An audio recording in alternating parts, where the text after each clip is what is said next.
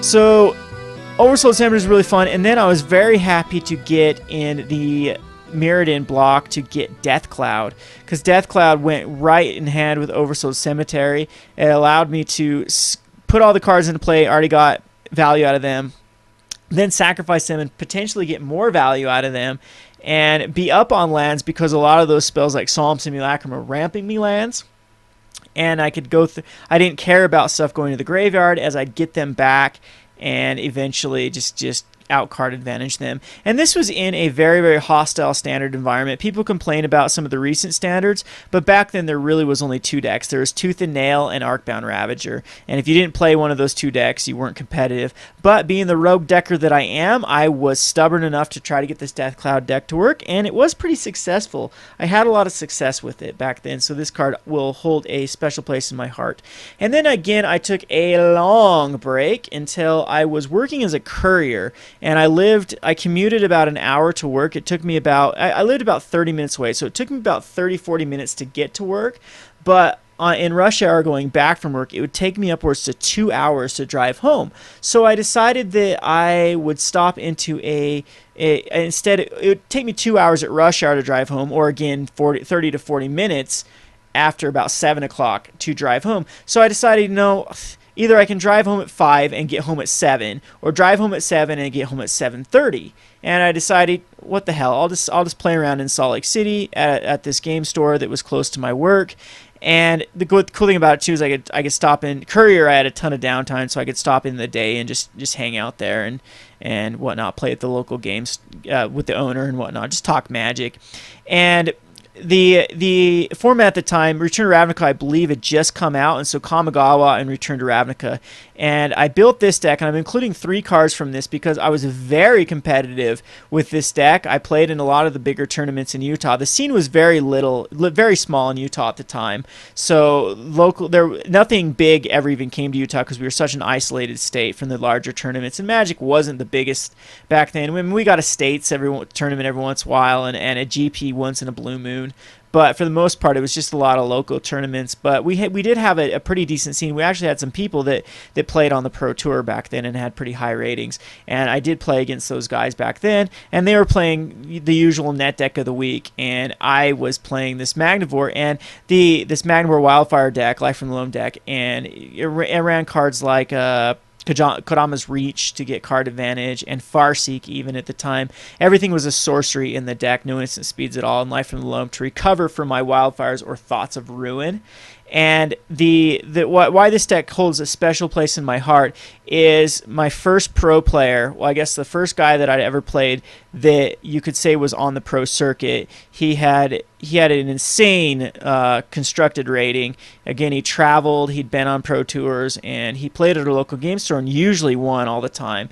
I got my first Spike Rage. I got some Spike Rages back then on Magic Online. I primarily played Magic Online through these days because I had no one really to play with. I did have a local store that I played this Basking Root Law, but it's only for one semester at college, and then I was back to playing more online. So I had Spike Rage from Magic Online, but first live Spike Rage where the guy started yelling at me and saying, "Oh, good luck losing the rest of your rounds and knocking me out of this tournament with your crap deck," and I didn't deserve to be here. I didn't deserve to beat him. Why was I running such a horrible deck? And it wasn't a horrible deck. It suffered a little bit to control, but against his specific deck, he was playing a Yosei deck. It was, like I said, it was the Greater Good. I think it was the Greater Good. It was a net deck. It had just won Worlds. He the next day, this is what a high roller this guy was. He went online, and Greater Goods, this is one of the craziest. This is a bulk rare and went to like $10 overnight after this dude won Worlds with this Greater Good deck.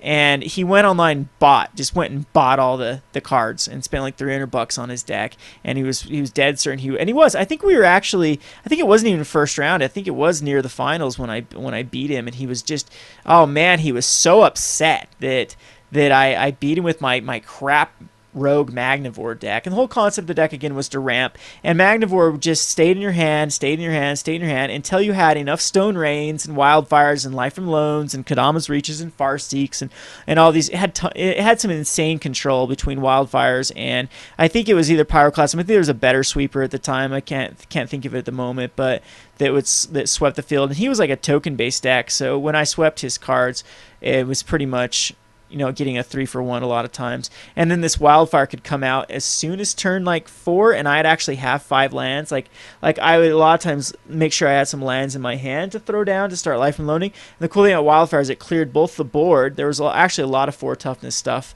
in the format, like the Locks in a Hierarch, I believe it was the 4/4.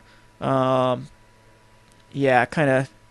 Oops. Sorry about that. Let's go back to, I think it was called Loxodon Hierarch was the card. It was very, very popular, and it came out basically the turn after they played it. So when it enters the battlefield, you gain 4 life, and you can regenerate creature control. That card was kind of a pain in the butt, but at least it wildfired and got rid of the Loxodon Hierarch. And there's a lot of other 4 toughness cards at the time that people were playing.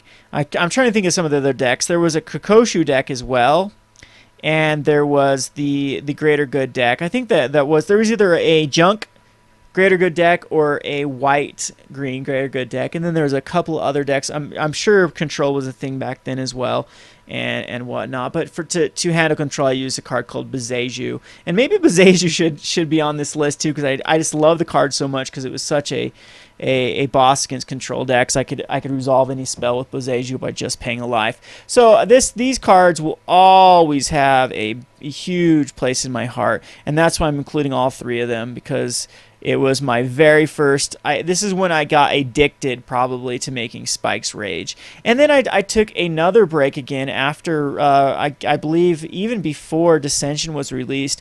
I got a girlfriend at the time. We became very serious. It was the crazy one. I've talked about the crazy X before. But it became very serious, and it was like a full-time job. Between working at a full-time job was a full-time job, but then keeping her sane was another full-time job upon a full-time job. So I didn't have any time for video games. Then I kind of got into World of Warcraft, which is kind of an embarrassing story. But yeah, so I kind of quit Magic for another 3 to 4 years until on the backswing of the Zendikar block, where I was able to play a Pyromancer's Ascension deck. And this deck was kind of inexpensive when I got back in. Like I think Pyromancer's Ascension was the only rare in the deck besides the Scalding Tarns, which were very, very inexpensive at the time. They were like $6 a piece. So I was able to throw together this Pyromancer's Ascension deck for next to nothing. Then it was actually quite competitive and very, very fun because you can ponder, and it was either Ponder or Preordain that existed at the time. At one point, both of them did for a short time, for about the 2 months that the M sets were both legal together. And I had this Pyromancer's Ascension deck that was very, very, very fun, decently competitive, and kind of got me back into Magic. And you gotta be thankful for this card because, like I said, I had a lot of fun to actually play it. And then I really, really got into Magic as soon as Mirrored and Besieged was released, and started actually playing in my no competitive tournaments at the time, but just, you know, Friday Night Magics and whatnot. So we'll go on to that. I guess my first major tournament win, it was locally, a local tournament that it wasn't an F&M, it was like a Saturday, like win a box or something. I can't remember. The prize support was actually quite big, and I was able to build a Tempered Steel deck. And I think this is after Zendikar had rotated, and this is maybe when Innistrad is actually in.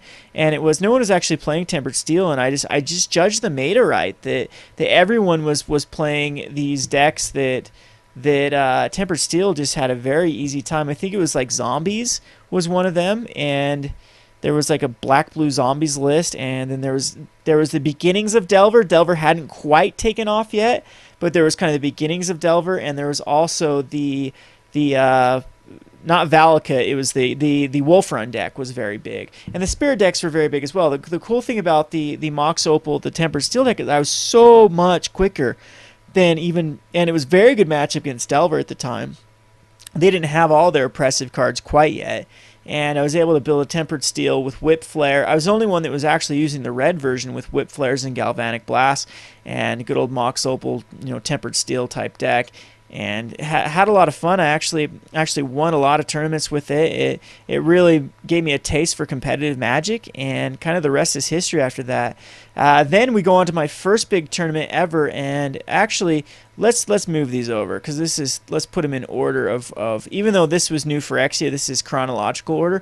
This card didn't come till later, and I'll talk about that. We'll go to my first big tournament. It is March of, I believe, 2011 or maybe 2012. Was it really only a year and a half ago? I think it was 2000. Anyway, there's a Star City Open yeah, it is 2012. So maybe just over a year and a half ago, a little over a year and a half ago. I played in my first major tournament I'd ever played in, which was a Star City, not a Star City Open, was Grand Prix Salt Lake City, and I had no buys, and I went to the grinders the day before, and I actually 6-0'd a grinder, and grinders are actually quite tough. If you lose a match, you're out, and so you have to win a 6-0, and that I believe is a 48-man tournament. Or let's see, so no, 8, 16, 32, 64-man tournament, right? I think it's a 64 is how big. It might actually be bigger than that, but I'm thinking it is a 64-man. So out of 64 people, you have to take first place to get the three buys. And the prize support was so bad, it wasn't even a box of cards for 64 players playing like $20. That's Wizards for you. Anyway, so I was playing a deck called I called it Chancellor of the Tangle, and Chancellor of the Tangle is not that impressive a card. I probably should put it on my list because it definitely was the theme of the deck, but for two reasons I'm not going to put it on the list, because I ended up cutting it on the next day in the Star City Open, but I mean, it was a really fun deck, and I had a lot of success with it, and I actually was able to get out the combo the first turn double Mana Dorks into a second turn Hero Bladehold. So the theory of this card was first turn you could naturally play a land and reveal this, and that way you could get 2 Mana Dorks out first turn. And then second turn you'd have enough, so you get like an Avacyn Pilgrim and I think Llanowar Elves was legal at the time. Yeah, that was the card so you could get that, or Birds of Paradise out first turn. And then it allow you to have 4 turn on turn 2, and you could get a turn 2 Hero Bladehold, and that way you could outrace a lot of the like Slag Storms that would put you so far behind to actually casting that. So on your third turn, you could be swinging with a massive Hero Bladehold, 2 tokens, and they're on a very fast clock. And the other thing you could do is get out like a quick Sword of War and Peace and hurry and get it equipped on like a bird, and then you completely dodge the removal at the time, which was Slag Storm was very rampant. And there's a few other cards yeah, it was basically Slag Storm, but even like Inferno Titan, you could get it down, and then you could actually survive if they even got their like 5th turn Inferno Titan with the ramp decks. So a Chancellor of the Tangle might be in here as an honorary card instead of maybe Garruk Relentless, but I thought that I didn't have enough money cards in here to make this an interesting from the vaults. So I thought the 2 mythics that I would put in, I'm using 3 mythics, but one of them's kind of a bulk mythic, would be the Mox Opal and the Garruk Relentless. Of course, this could be changed with like Tempered Steel, and this could be changed with the Chancellor of the Tangle. But Garruk Relentless was in that deck because, again, you could get out a second turn Garruk Relentless. That was one of the other options besides Hero Bladehold, and man, oh man, was that card a boss if you get it out second turn. I also had late game tutoring with Garruk Relentless. You could then sacrifice your Mana Dorks later on to actually find a better card to put out. I think I did have like a one of the... what's that Praetor? Elspeth. No, Elish Norn. That's the card. Elish Norn that I could tutor into late game and just give all my guys huge buffs. One of the other cards that was included in that deck was a Gavany Township. If nothing else, you could ramp into some crazy ramp cards, crazy mana for early ramp, and get your birds and Llanowar Elves and whatnot out of range of Slagstorm, which was really crazy, or even Whip Flare, which was the best feeling of just beating your opponent down with Birds of Paradise and Llanowar Elves and Avacyn Pilgrims and all the other dorks that I used in that deck. So Gavany Township, I've used this card a ton. I've used it in junk tokens. Later on in my first, when Return to Ravnica was released, this was my card of choice to build deck around, was Gavany Township. Almost every deck was a Gavany Township deck. and it went in that deck as well. So let's fast forward to day two. Day two, so I went 6-3, really 3-3 at my first GP. I barely missed day two. I had the 3 buys, so you start out 3-0. And so you are playing in the hard bracket. You're playing against other people with either buys or that have 3-0'd. So you're playing against legit decks at that point. So I did end up only going 6-3 for the day, but that's not bad for your first GP. And so I didn't make day two, but day two there's a Star City Open. So I decided to cut the chance of tangles because I decided they kind of were bad. I did get that combo off one game and made a guy it was actually the grinder where he slammed in his chair and got all pissy because I killed him with a first turn reveal chance of tangle in his second turn hero blade hold, and how unfair that was, and that's never going to happen again. And even though it happened a lot in playtests and ended up happening a few times in the GP, yes, I understood his complaint, but that's my risk of playing it. That is my risk of doing an onside kick or pulling the goalie in hockey. I mean, it happens. That with great risk, there's great rewards. So that's kind of player that I am, and that guy can bitch and whine and complain all he wants that I ran this and knocked him out of a grinder, but it was my choice to play that card, and it paid off. And yes, it did punish me later on. So the next day, I did cut the Chancer Tangle, went up in the counts of Sword of War and Pieces and Sword of Feast and Famines. I do believe I was running 2 of each. And then I think I added a few more hate cards into the deck, like Thalia's. I think I did bring in sideboard, and man, was Thalia a boss versus the Delver matchups. I played against Delver 5 times. I think it was an 8-round tournament. I ended up taking 11th, going 6-2, and I barely missed the cut to top 8. There was a few players that did X and 2. I think actually majority of them did get in with the X and 2 rating, and I was one of the higher rated X and 2s that barely did not make the cut to top 8. But anyway, so I brought in Thalias in the sideboards, and I just side out the swords for Thalias and whatnot, and you could just get a Thalia, and the whole strategy was Gavney Township Thalia. And yeah, I actually, again, 6-2 at my first Star City Open, so I was very, very happy with that. So Groot played a pivotal role in that. He if nothing, could trade with the Delver, but he's really good at like eating, either throwing out threats, tokens that they had to answer, or tutoring into the Elish Norn that I needed, or just finding everything that just setting up the perfect. The Death Touch dudes were great. It was just a boss all tournament long for that 8-round tournament, and that's why I'm including Groot Relentless here and Gavney Township. They're both a pivotal role. Then fast forward, I started becoming a very, very serious Magic player. I collect and collect and collect. I have about $8,000 worth of cards, I would say. I was very fortunate I played during Mirage, and I had some Lion's Eye Diamonds that were selling for 60 at the time, and I had a playset of all the shock lands, of all the fetch lands, of all the fast lands. I basically had this collection, I would say, is worth between $5,000 to $8,000, and my cards were in my car because my dog had recently become very ill and had a tumor and had to be removed, and so I had all my cards ready to sell. And I was going to sell what I could and just keep the rest because I had to get this dog surgery. It was my divorced dog. The dog was basically my companion. He was my best buddy, and he had a tumor that had to get, and I at the time I couldn't afford it, and so I was trying to do anything I could to get the dog taken care of. And lo and behold, during just the whole frustration of the stress and whatnot, I'd left all my cards in my car, and someone bashed out my windows and stole the backpacks. And the saddest thing about this whole story is that the cards were probably thrown in the trash. I had a lot of cards that were very trackable, and I never did see them again in the Salt Lake area. I checked eBay for months. I checked Craigslist for months, and nothing. I'm sure it was just some punks broke into my car, saw the backpacks open for laptops, iPods, things like that, saw it was Magic cards, and chucked them in the trash can. I checked all the trash cans locally near me, but still nothing.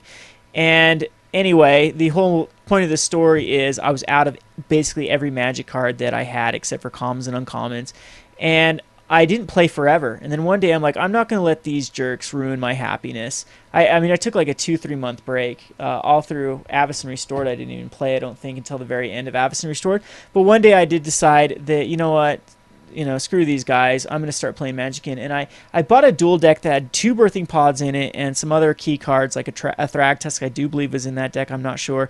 And I built a deck called and Blade Splicers, it was rotation time, so everyone was ditching their cards. So I was able to get Birds of Paradise for incredibly cheap. I was able to get Blade Splicers for incredibly cheap. And I already had the Master Splicers, and there's a lot of like commons that you could go in there. Like there was the Solemn Simulacrums I just got like a one of, and then there's like a card that there's like this Razor Verge something, the Razor Verge Beast guy that gets an artifact back from your graveyard. So it was no, it's not Razor Verge, it's Razor something, Razor Hippogriff. That's what it's called. That you could get, so you could actually go Solemn Simulacrum or Phyrexian Metamorph that's in the graveyard. Either way, you could at Razor Hippogriff, you could sacrifice your Solemn Simulacrum to find Razor Hippogriff to get back Solemn Simulacrum to get 4 life, and it helped you stabilize so much. So I built a deck called Splicer Pod. And Pod was a deck at the time. There was a red, green, white Pod, Naya Pod. It was very, very tier 1. But I was competitive with them, and I was beating some Naya Pods, and I was beating Delver, and I ended up like winning. It was like 7 FNMs in a row that I was able to win with my cheap little Master Splicer. Our Splicer Pod deck. That I remember the FNM, the promo card for winning was a Lingering Souls, which was selling at $10 at the time. And all these winnings allowed me to just, okay, I'll trade that for a Restoration Angel that helps the deck. I'll trade that for a Wormcoil Engine. I'll get an Elsh Norn. And pretty soon I had this really good green-white competitive Birthing Pod deck. So Birthing Pod will always have a place in my heart just for that reason, that it was able to get me back into Magic after that horrible, awful experience of having all my cards stolen. Now let's go on to the Rogue Deck Builder era. I guess let's put these in order. I guess they're in chronological order again. Let's put them in actual order of decks that I made. And these are the 3 cards that I am going to choose for, as far as my channel, have been the most influential ones. Of course, there are a few other ones. Birthing Pod will go into that because I didn't play Birthing Pod at the time. I mean, I could. Garruk Relentless could go in this because it did go in my Dork Blade deck, I think. I'm not sure if it did or not. That started my channel, which was all Mana Dorks and Blades, and you try to win with Moran Crusaders hooked up to a sword, or any other card hooked up to a sword. But anyway, we'll talk about the decks that actually got me going. The first one was Epic Experiment. This is the card that got the channel popular. Is I will go out on a limb and say I was the first person to be toying around with this Epic Experiment and the Battle Hymn Epic Experiment combo. And yes, there are some better combinations, but my original, back in November, right after Ravnica was released, Epic Experiment deck was a huge hit, and I was having lots of fun with it. And it really solidified my want to create a YouTube channel, to keep going with this YouTube channel. At first, I just wanted to showcase my Dorkblade decks. I wasn't even going to be serious with it. I was winning a ton of, or 3-1-ing. I don't even think I 4-0'd once, but I was 3-1-ing almost every daily with Dorkblade, and so it was making me I was net up like four tickets every daily with it. And I just wanted to show my friends on YouTube my deck, because I didn't have the cards in real life, and I wanted to prove to them that I had this deck that would beat Infect almost every time, and could actually be competitive against Delver, and basically beat Zombies every time too. There was basically 3 decks at a time: Infect, Delver, Zombies. And anyway, so Epic Experiment was my first like rogue deck, my very first fun deck, that I was able to get these cool little videos of like 4th and 5th turn kills, and really brainstormed and whatnot. So of course Epic Experiment is an auto include in the From the Vault Rogue Deck Builder. Then we'll move on to Blood Artist. I think I've used this card more than anything in every deck that I've ever, like almost every deck I make has a Blood Artist in it. Just watch my list, whether it be Grab and Go or Immortal Servitude or any sort of tokens deck. The Blood Artist is always in there. One of my most popular playing on the budget decks is the Vampire deck, and Blood Artist was a key card in there. Just so many of my decks use Blood Artist, and I think this is just a perfect Kevin card, as you have so many combinations. And it leads me to my baby, my favorite deck I've ever created, my pride and joy, my Bug Immortal Servitude. And again, I was one of the first people to jump on this card, and it got my channel a lot of recognition because I did find the good combination, a good balance with the Bug Immortal Servitude that, again, had some really cool videos and a good response from the community. So I've been very long-winded, but this gives you kind of a history of Magic with me. Hope you enjoyed this. I hope this hasn't been too long. Maybe I'll split it up into 2 parts. Anyway, I really want you guys to do your own From the Vaults. I think this is incredibly fun. Do a video. Send it to me. I'll put it on my channel. I'll have Slith Lord and a couple other people. I'll have my regular my good old homies do a list here, and we'll upload it on the channel. But yeah, I want to see everyone else's list. So in the comments, put your lists, or send me a message on Facebook. Show your list of your own personalized from the vaults, and maybe someday I will actually foil this out, sign it, and give it off as a prize or something. But anyway, I hope you enjoyed this. This is Kevin with Roguedeckbuilder.com. Thanks for watching.